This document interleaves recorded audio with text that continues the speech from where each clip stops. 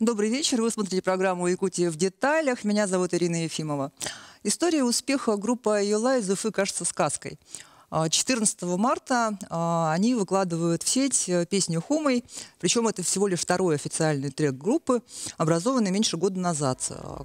Красочный клип с загадочной солисткой вирусно расходится по сети. Песня собирает миллионы прослушиваний и в апреле поднимается на 4-ю строчку в мировом чарте «Шазам», опередив Леди Гагу и Билли Айлиш. В России, Казахстане, Азербайджане, Турции это основной хит. Пользователи соцсетей, начав с развлекательных видео с котами на голове, начинают интересоваться смыслом песни, переводить ее на свои языки, облачаться в свои национальные костюмы и писать о том, как потрясла их песня, побудив изучать историю своего народа. Выяснилось, что это целый концепт по продвижению башкирской культуры, часть будущего альбома «Урал-Батыр», выходящего эпизодами, как сериал, где каждая песня посвящена персонажу одноименного эпоса. К маю, благодаря песням группы Айола, продажи книги «Урал-Батыр» выросли в 2 раза, став настоящим бестселлером в своем жанре.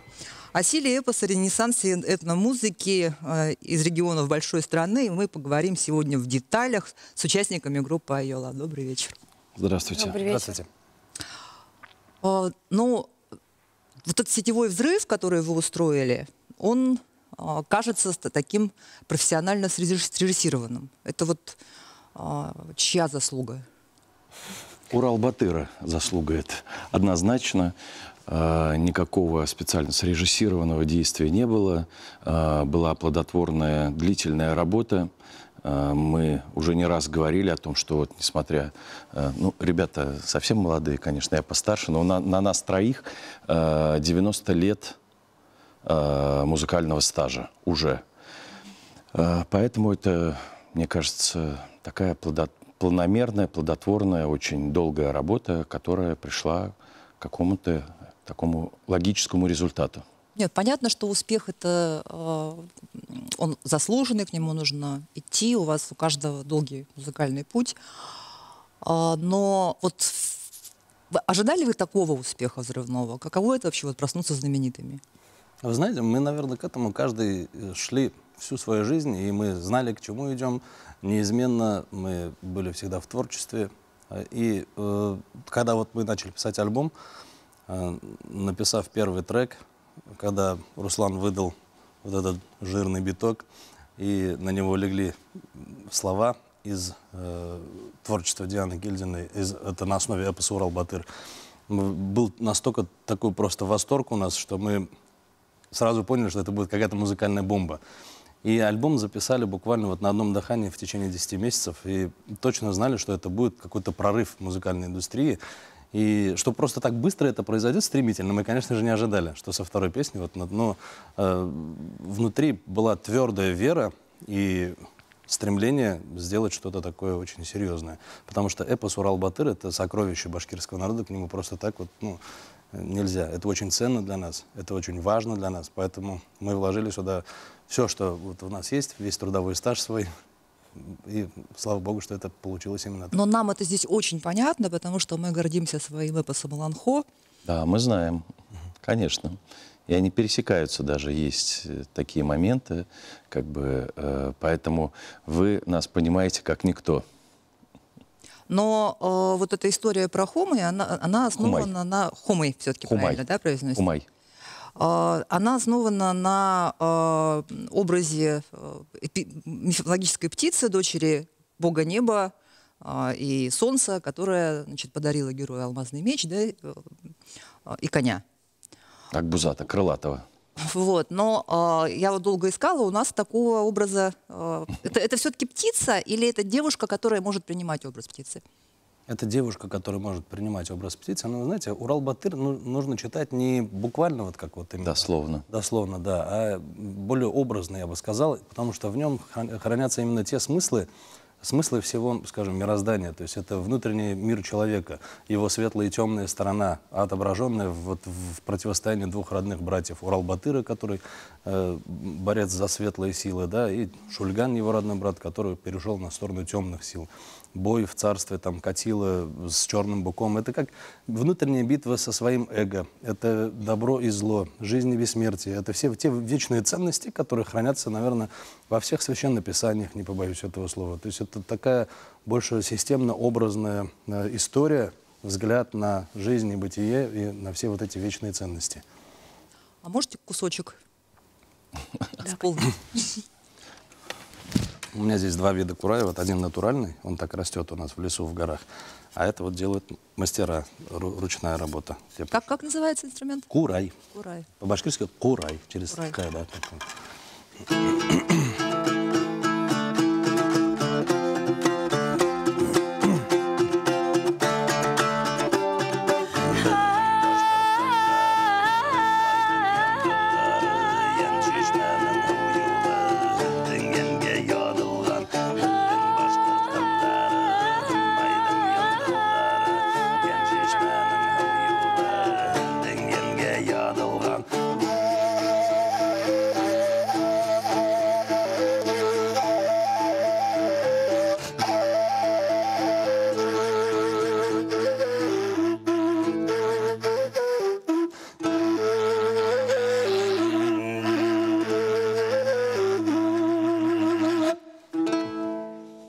Спасибо.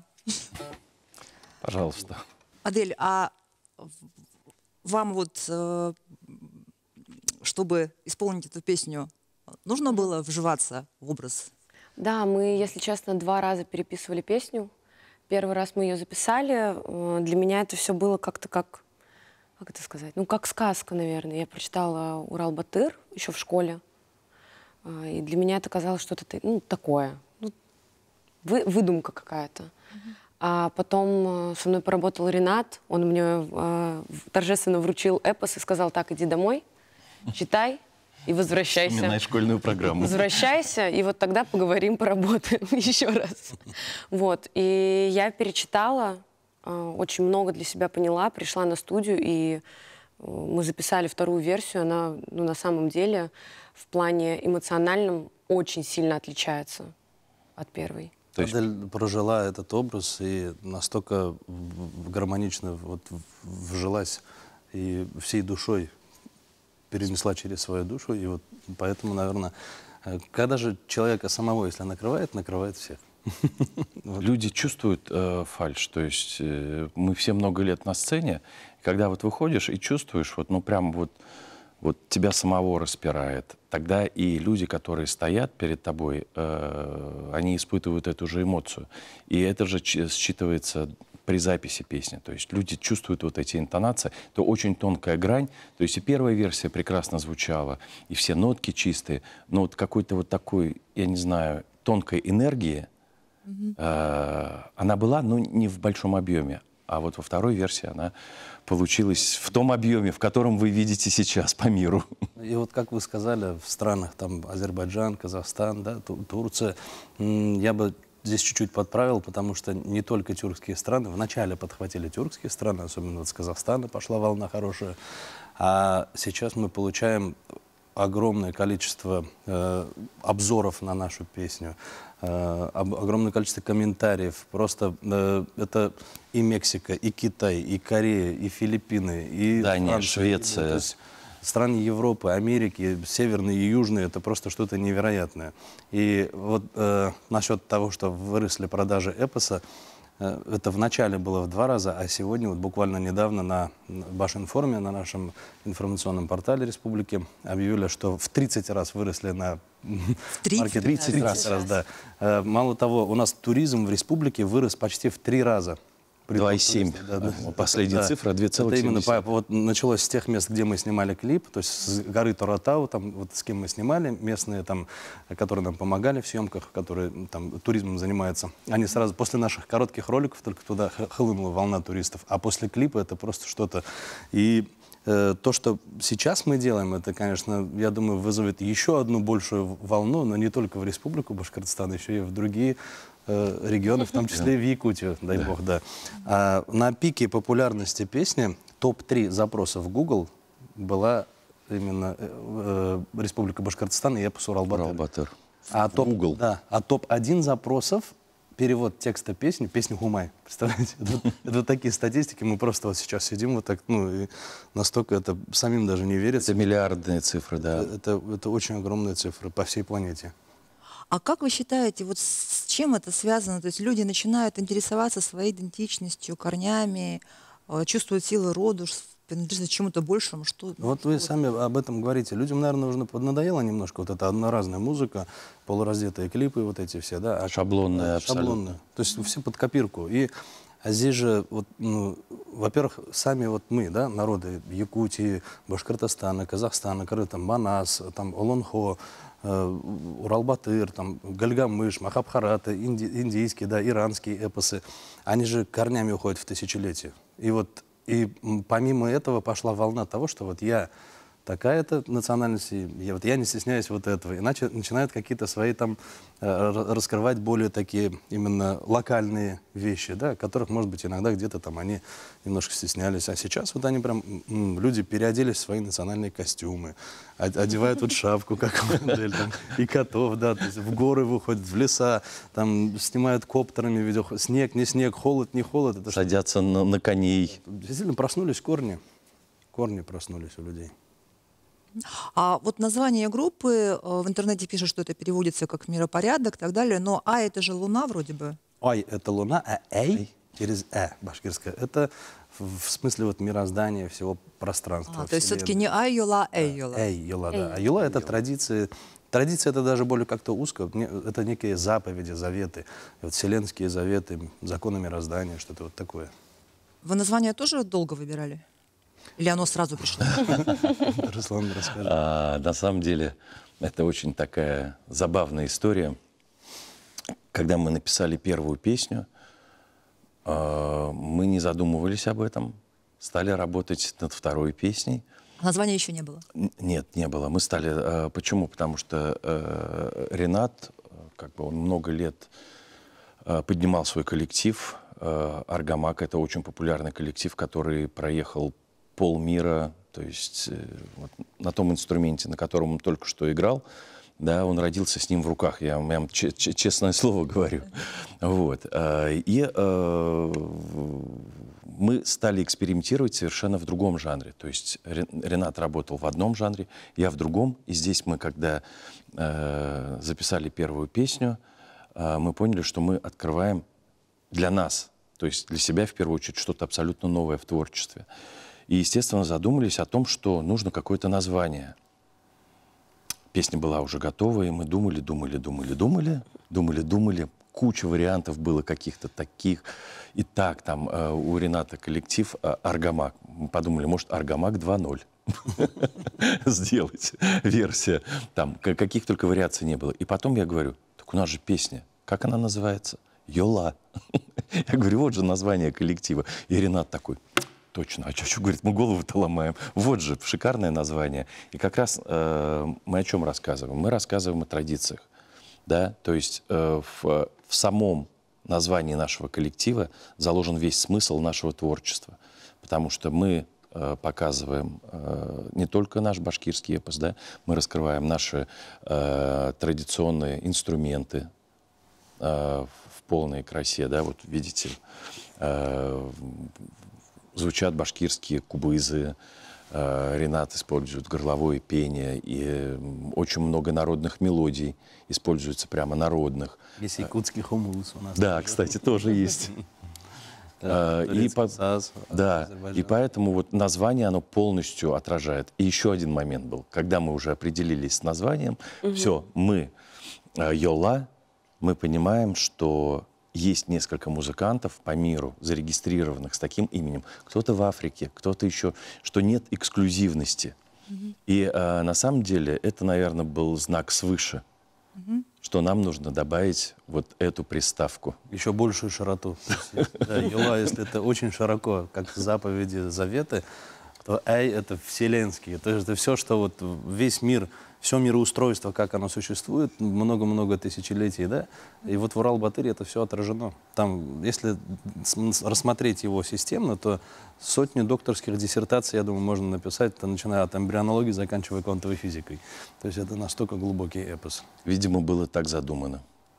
Но ведь все равно чисто этномузыка, да, это определенная ниша не очень большая. Это вот, world music, вот это вот направление. А тут же у вас все-таки не просто национальные инструменты, да? У вас Электронное звучание. электронное звучание. У Современное. вас там Смотрите, бит. у нас, у башкир, Урал-Батыр тысячелетиями из уст в уста передавался с эсенами. Вот, Сказители. да. Как у нас Алан Хасусов. Да, в песенной форме. В песенной. В песенной форме. Да, в песенной форме. Мы просто решили, что мы должны быть сказателями 21 века. Продолжить эту добрую. Продолжить эту добрую традицию и сделать ее в том ключе, в котором люди сейчас воспринимают музыку. И в клипах у нас тоже такие образы сказителей, которые доносят многовековые традиции будущему поколению.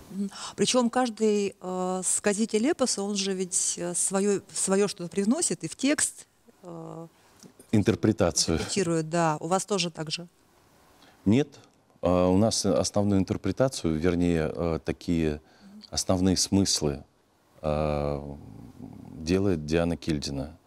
То есть по эпосу, но это максимально близко как бы к тому, что заложено. Она всю жизнь, да, изучает эпос, и вот на основе эпоса у нее есть творчество в стихотворной форме, которое отображает каждый глубинный смысл. Это как выжимка, да, то есть как некое краткое содержание даже, я бы сказал. Многих. Да, многих. То есть, да, мы забежали чуть вперед. Наверняка не все знают, что у нас альбом-то на самом деле написан. Многие нас знают всего по 3 песням. Это «Батыры», это «Тугантель» и Хумай. И «Хумай», да. Все уже. Иногда даже по 3 не знают, по одной. По одной, да, большинство вообще по одной. Нет, очень хорошая как бы охват, и прекрасная реакция по нашим новым песням, которые вышли. Если вы слышали только одну песню, срочно исправляйте ситуацию. Просто найдите нас в поиске, да, и посмотрите. Нет, я-то готовясь к эфиру, послушала. Вот. А до этого только одну слышала, да. Ну ведь вообще такая история не редкость, когда после одного хита, ну вот громкого хита, потом группа пропадает. Вот как не стать исполнителем одной песни, вот удержаться? А у нас творческого запаса потенциала, вы знаете, там на внуков еще хватит. Ренат, я забыл, как ты всегда говоришь, новые песни... Да, новые песни пишут, у кого старые плохие. Антонов так говорил. Да, Юрий Антонов говорил. Новые песни пишет тот, у кого старые плохие. Так что... Можем и на одной песне попеть, да? Но на самом деле мы можем анонсировать скоро выход 4-й песни.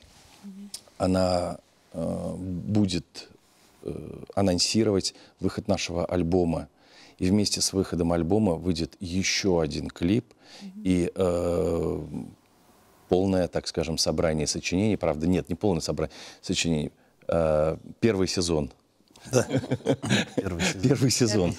Первый сезон, первый альбом выйдет в конце июня, начало июля. Это 12 песен.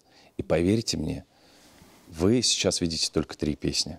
Как вы думаете, когда человек садится играть в какую-то, пускай, конечно, для нас нельзя так говорить, азартная игра, но здесь есть азарт определенный, он будет начинать с козырей. Кстати, о клипе. Вчера в новостях появилась информация о том, что вы в Якутии поехали снимать куда-то клип. Да, мы пока не можем всех вещей рассказать. Секретик. Да, есть секретики определенные, потому что у нас во всех клипах есть пасхалки. Люди до сих пор разгадывают пасхалки, которые заложены в клипе «Хумай». Вчера только разговаривал, так скажем, с очень хорошими ребятами, жителями Якутска на эту тему. Кое-какие пасхалки разгаданы, но неверно. Но направление верное. То же самое мы сейчас сделаем со 2-м нашим официальным клипом, большим. Единственное, что мы можем сказать, он снимается в нескольких странах и в России в нескольких локациях. Одна из этих локаций — это ваш прекрасный край. потрясающий край. Удивительно красивый. Удивительно красивый, вдохновляющий, мощный. Все это, всю красоту, как мы ее пережили, как мы ее оценили, вы совсем скоро увидите, буквально в середине июня, даже чуть раньше, 12-13 июня, ориентировочно должен выйти клип, где будут...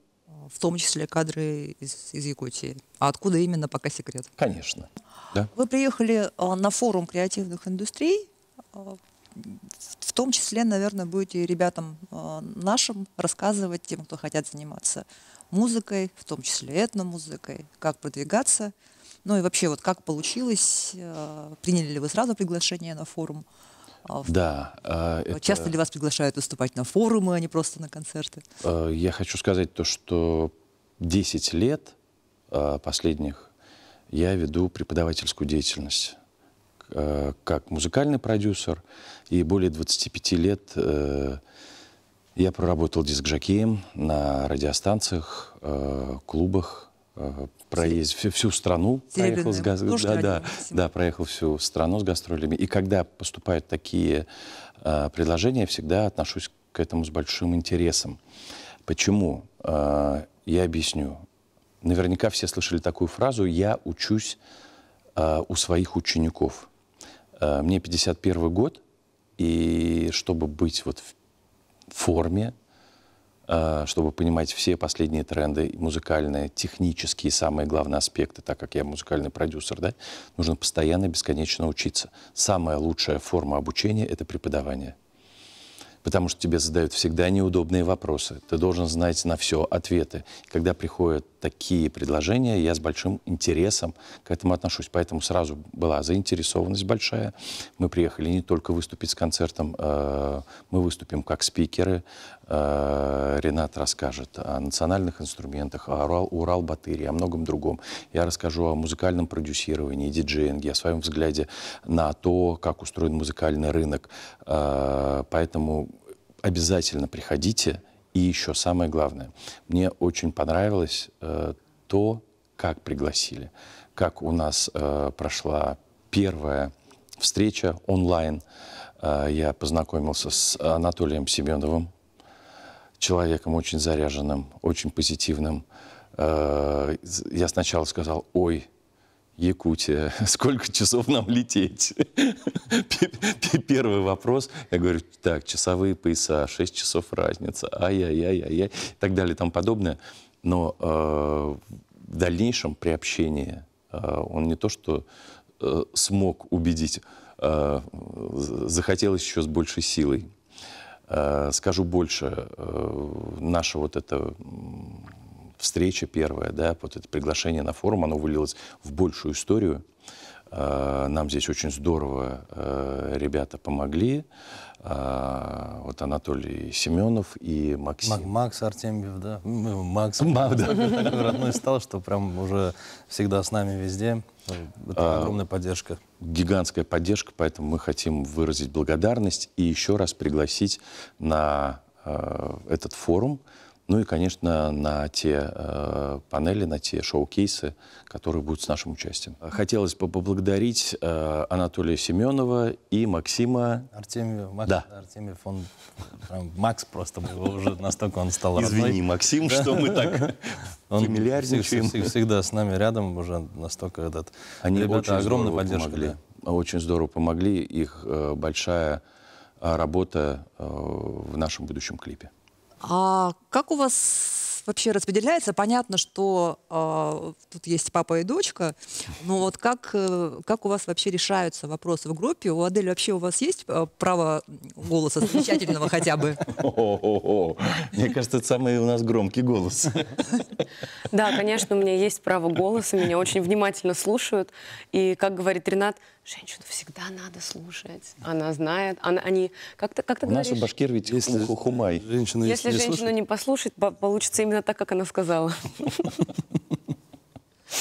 А как вы воспринимаете критику, вот то, что в соцсетях появилась сначала критика о том, что у вас русский акцент, да, нам это тоже, ну, бывает порой, что, допустим, стыдно стыдно говорить по-якутски, если у меня русский акцент, например, да, это очень, очень близко нам, ну, мне, например.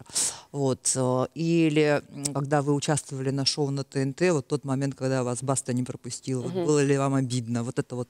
По поводу... По поводу Басты сначала-то мы прошли очень хорошо, это просто так смонтировали, на самом деле. Так смонтировали. Мы прошли первый этап. И прошли просто с фурором. Вот. А по поводу акцента, на самом деле, меня это никак не расстраивает, меня это никак не задевает.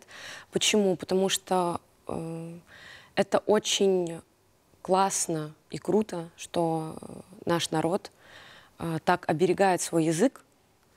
Но я считаю, что если сейчас на вот этой волне, наоборот, принимать всех с распростертыми объятиями и поддерживать, то год-два все перестанут разговаривать с акцентом, и в семьях, и в домах начнут говорить на башкирском языке. Это будет... Лучше говорить с акцентом, чем не говорить вообще. Конечно, конечно, само собой.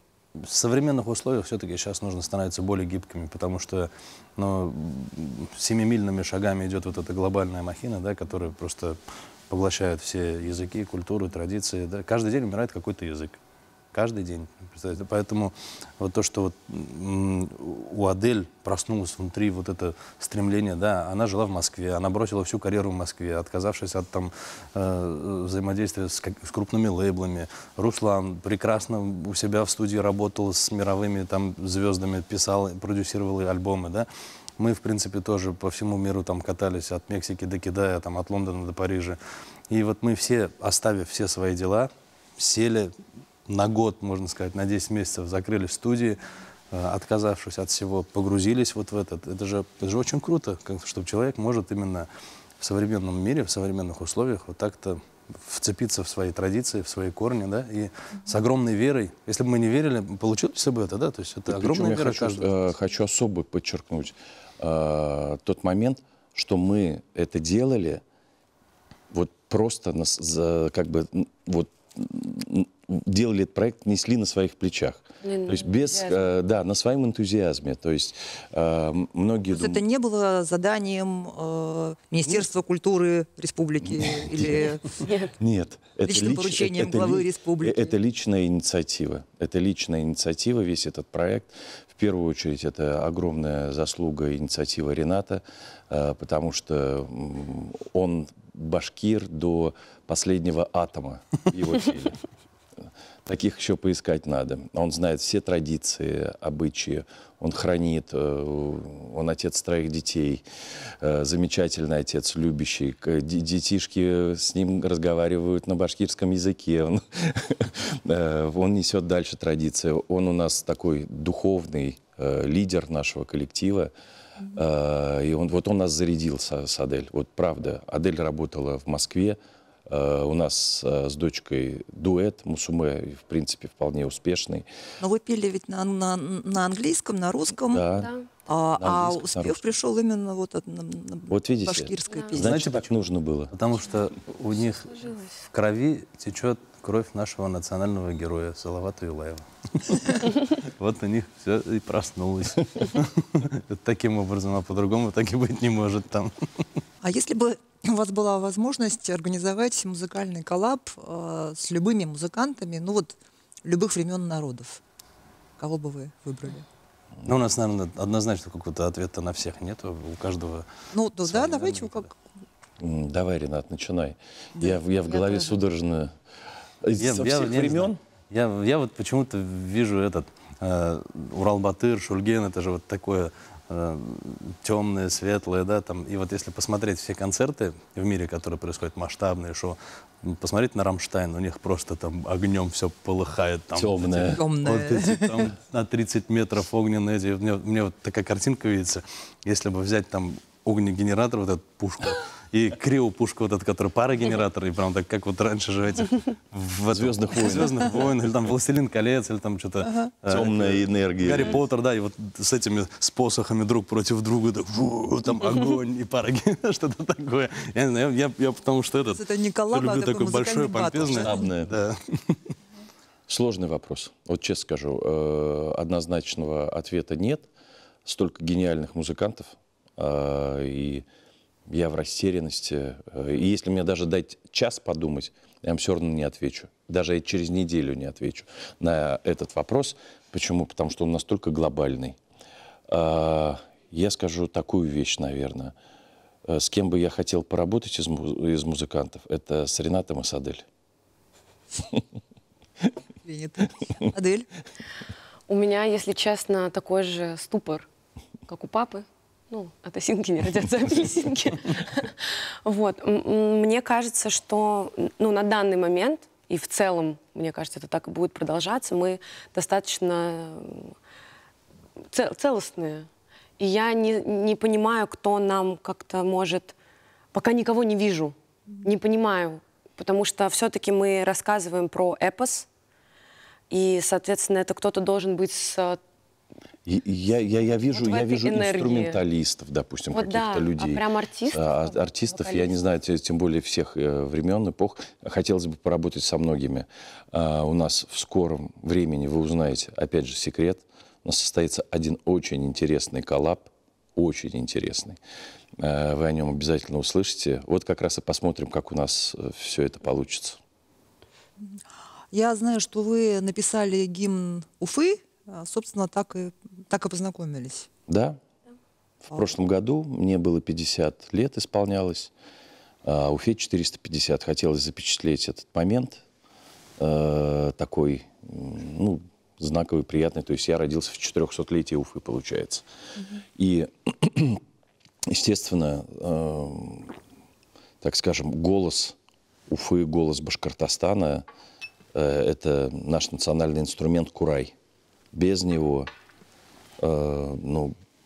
уфимский гимн не мог бы быть гимном совершенно никак. И кто у нас владеет потрясающим кураем? Это Ренат. Это Ренат. Он, я не знаю, он на нем не играет, он на нем говорит. Очень красноречиво. И партию курая... Вы меня смущаете. Партию курая исполнил там Ренат. Исполнил ее прекрасно. И он не только исполнил, еще он принес прекрасную идею, что мы можем интегрировать в новый гимн конца 50-х, начала 60-х годов, уфимский на башкирском языке. И вы представляете, на удивление, он был практически в той же тональности, практически в том же темпе. Получилось два в одном. То есть вы не знали, когда... Не знали. Уже песня была готова, и Ренат подсказал эту идею, и мы прямо вставили небольшой фрагмент оригинальной записи. Я боюсь сейчас ошибиться, это, кажется, запись была 64-го или 65-го года. Что-то около того. Да. Салих Хуснияров это исполнял. Песня Хусейна Ахметова, композитора.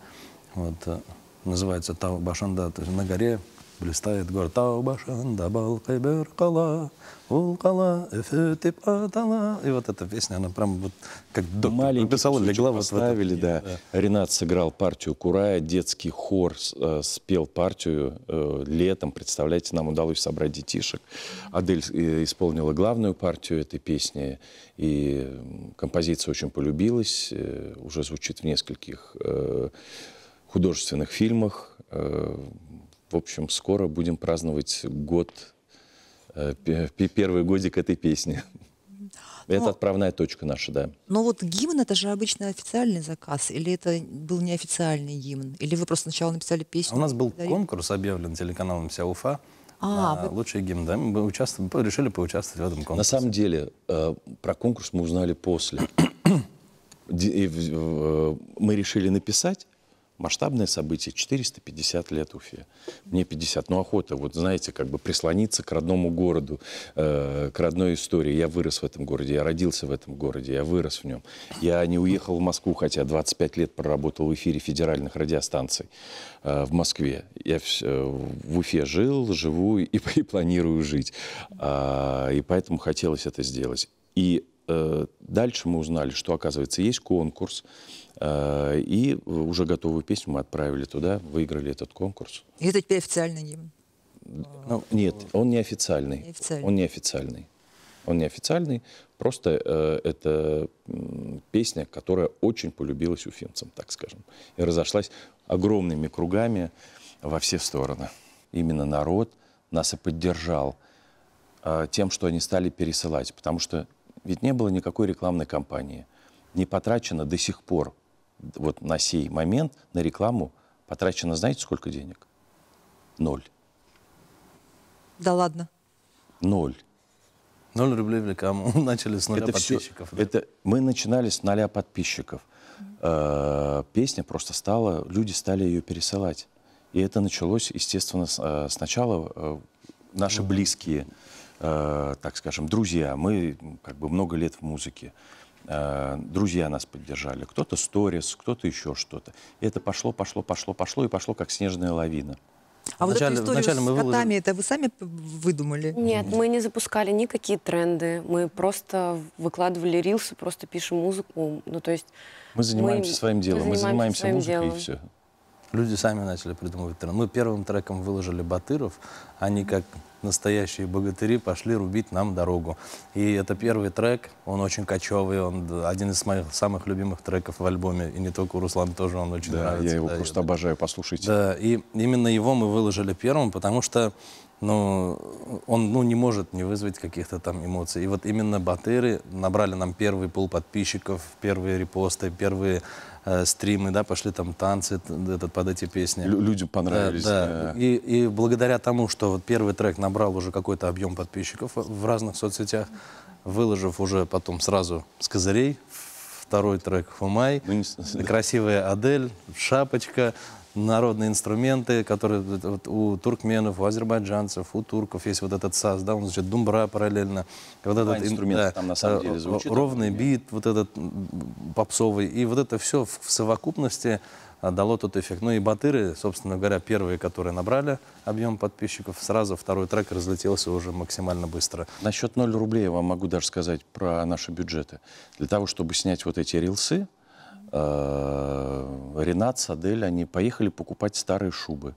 Допустим, в том, в чем я выступаю, это большой женский плащ, очень большой, он очень тяжелый, кожаный плащ. Ренат пришил... К нему мех от другой. Там была мутоновая шуба с воротником чернобурки. Вы его откромсали воротник чернобурки, пришили к кожаному плащу.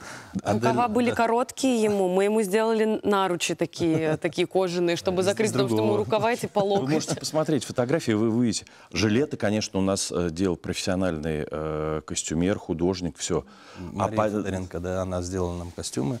И вот остальное... Накидки, жилетки, да. А Аделин костюм — это бывшая шуба лисья, да, шубка такая. С которой мы отрезали рукава и благополучно их вот на эти, вот, кстати, вот на эти сапоги, они вот так одевались, получались меховые сапоги. У меня это волчья шуба, которую тоже так же откромсали, приделали от кожаного плаща наручи, от другой шубы воротник, это тоже рукава приделали на сапоги. Сапоги «Газпром». Да, сапоги «Газпром», кстати. Да, железными наконечниками. Вот так у нас сформировались. Это благодаря тому, что я вырос в семье, у меня вот мама родная сестра, моя любимая тетя покойная, она шила, и я вот все детство видел, как вот передо мной вот эта швейная машинка, и просто решил наобум купить вот эту швейную машинку, Госшвеймашина СССР, 3000 рублей. Все, дети у меня крутили эту мясорубку, мы с Адель сидели, чихали с этими сшивали мехами, эти шубы, потому что они все порванные были. Да, и вот как-то у меня с подсознания все это с детства всплыло, прям руки как будто всю жизнь это делали, получилось. Да. А вот то, что выкладывать кусочками, подогревать интерес, это вот вы сами... Вы поймите, у нас не было бюджета на клип на полноценный. Просто-напросто выехать один день, сесть в седло, прокатиться по снегу и попеть на одну камеру, это возможно. А чтобы снять клип, это нужны там режиссеры, сценаристы, костюмы и так далее и тому подобное. Почему у нас клип на «Хумай» вышел с таким лагом, с запозданием, как многие говорят? Потому что просто-напросто нужно было эту всю работу проделать. И в первую очередь, конечно же, финансовую работу. Так как у нас появился лейбл, который нас заметил, который нас поддержал. На каком моменте, кстати, появился лейбл? Лейбл появился у нас на самом деле было много предложений много предложений. 3 больших лейбла вышло. И самое лучшее предложение было от МТС лейбла. И как бы вот после этого мы смогли только снять клип. Здесь я бы еще сказал, это все-таки наш большой бэкграунд и опыт работы. Потому что каждый из нас, он знает, как работают алгоритмы соцсетей, знает, как это все снимает. А мы перенесли миллион съемок, каждый из нас. Поэтому для нас это абсолютно не новая история. Прийти, там, грим, костюмы, как это все, там, стилистику, подачу, процесс выкладки, да, какими дозированно, там, чтобы все это было, так сказать. И это наше внутреннее видение, продюсирование. Совместно вот мы садимся, обсуждаем. У нас была стратегия, Да. мы, когда написали, мы увидели объем музыки, мы понимали, как будем релизиться, что сначала нужна какая-то такая история, поэтому у нас батыры пошли. И была идея тоже, что нас все-таки, мы все троем уверены, что есть силы, которые нас поддерживают в нашем творчестве, и что они нас ведут, и что мы я вам честно скажу, иногда думаю, что мы вообще просто исполнители. Просто исполнители, потому что вещи происходят абсолютно какие-то фантастические. Они не могут объясняться каким-то продюсерским замыслом. Нам попадаются прекрасные люди на пути. У нас открываются двери, слава богу, да.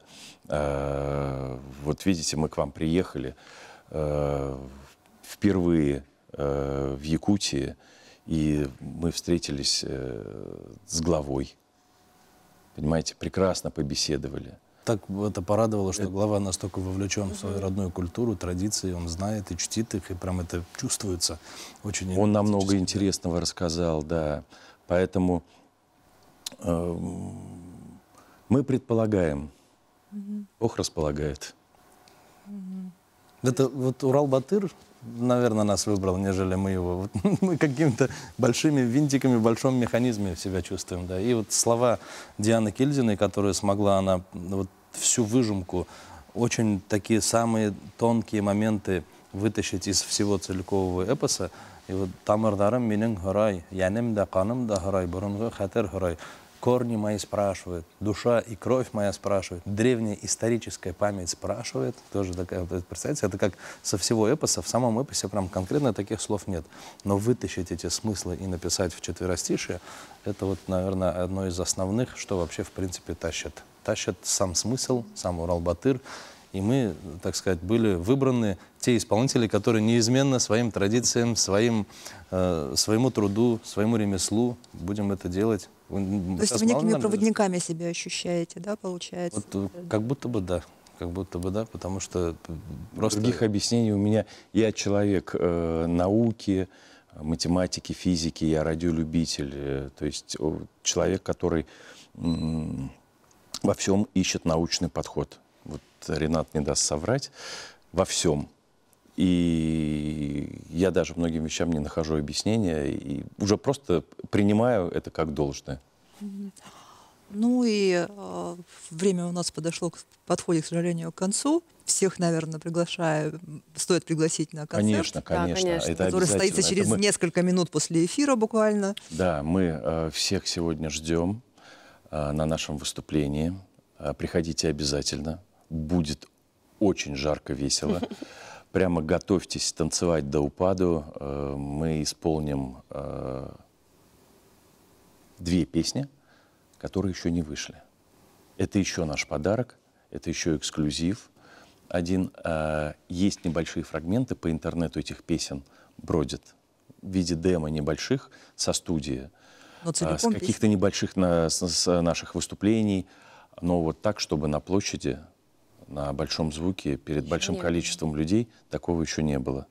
Поэтому это еще один наш подарок в благодарность к тому, что произошло с нами за эти дни в Якутии. Ну что ж, в 8:30 на Комсомольской площади. На этом программа «Якутия в деталях» подошла к концу. Меня зовут Ирина Ефимова. Смотрите нас по будням в 19:15. Расскажем обо всем в деталях.